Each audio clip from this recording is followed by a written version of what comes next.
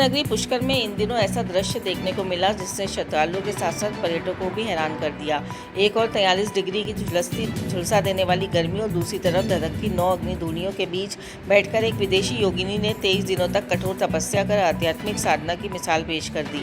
रूस मूल की विदेशी राधिका अन्नपूर्णा नाथ, जिन्होंने नाथ संप्रदाय की दीक्षा लेकर योगिनी का मार्ग अपनाया, अपने गुरु बाल योगी दीपक नाथ रमते राम के साथ अग्नि तप में लीन रही। पुष्कर की छोटी बस्ती शमशान भूमि में अघोरी सीताराम बाबा आश्रम में 3 मई से शुरू हुई ये दुर्लभ साधना सोमवार को पूर्णाहुति के साथ संपन्न हुई। Today 216 cow dung. मेरा नाम योगी अन्नपूर्णा नाथ, चेले ऑफ योगी शुक्रनाथ Tagore, после चेले of Yogi Amritnath Tagore, Panchnatheshwari परिवार Darya Yogi. I started tapasya 13 May 2026, myself for 12 years. This time 21 days.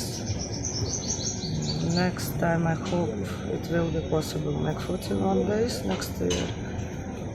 I spent already 2 lakh rupee for cow dung. I no count how many, I count how much. So today is last day. Today Bandara. Welcome everyone. All Dharma, and Hindu, and Muslim, and Christian, and Buddhist. Welcome to my Bandara. Because I'm not making this for political reason. I'm making this because I'm yogi, and this is Hatha Yoga. जय श्री पुष्कर राज, जय श्री महाकाल। आदेश। मैं नाथ संप्रदाय का योगी बाल योगी दीपक नाथ। यह 9 धूनी अग्नि तपस्या है।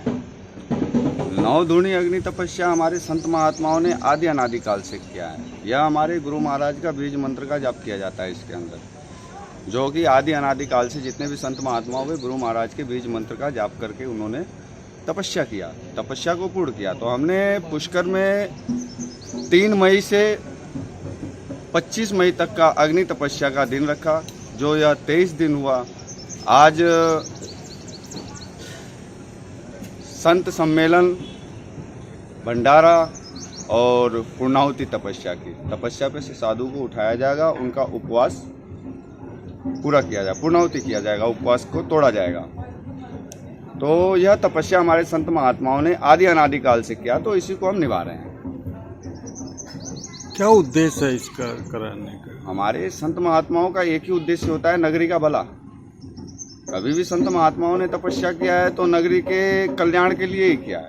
जब नगरी की उन्नति तो साधु की उन्नति। तो कोई भी संत महात्मा करता है तो जन कल्याण हेतु ही करता है। तो गुरुजी, आपके साथ विदेशी पर्यटक भी है, और इसके बाद में भी इसको कैसा अनुभव मिला? ये आपकी सोच है कि यह विदेशी पर्यटक हैं क्या? यदि कोई हिंदू है, यदि वह मुस्लिम धर्म अपना लेता है, तो क्या उनके घर वाले मुस्लिम को सपोर्ट करेंगे? कभी नहीं करेंगे। तो इन्होंने सनातन धर्म में, यह नाथ जी गुरु जी हैं। नाथ संप्रदाय क्या है? हमारे नाथ संप्रदाय में नर नारी का भेद नहीं है।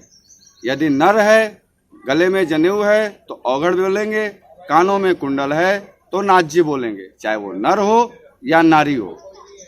बस अपनी अपनी सोच है इंसान की, वो कहाँ तक जाती है उसके सोच के ऊपर डिपेंड करता है।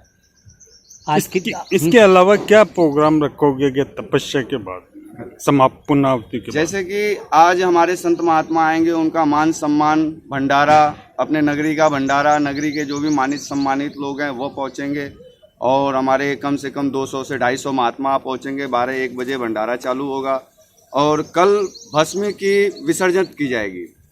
कल भस्मी विसर्जन किया जाएगा पुष्कर सरोवर में।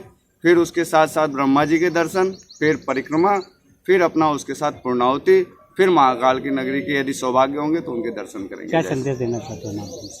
जय श्री महाकाल। आदेश। गाड़ी को पेट्रोल चाहिए और सर्विस पर चाहिए सेविंग्स, तो आइए श्रीनगर रोड के रिलायंस पेट्रोल पंप अजमेर पर, और जैसे ही आप करवाते हैं टैंक फुल, अजमेर ऑटो और अजमेर होंडा देते हैं आपकी पेड सर्विस के लेबर चार्जेस पर 15% special discount. Offer valid for limited time.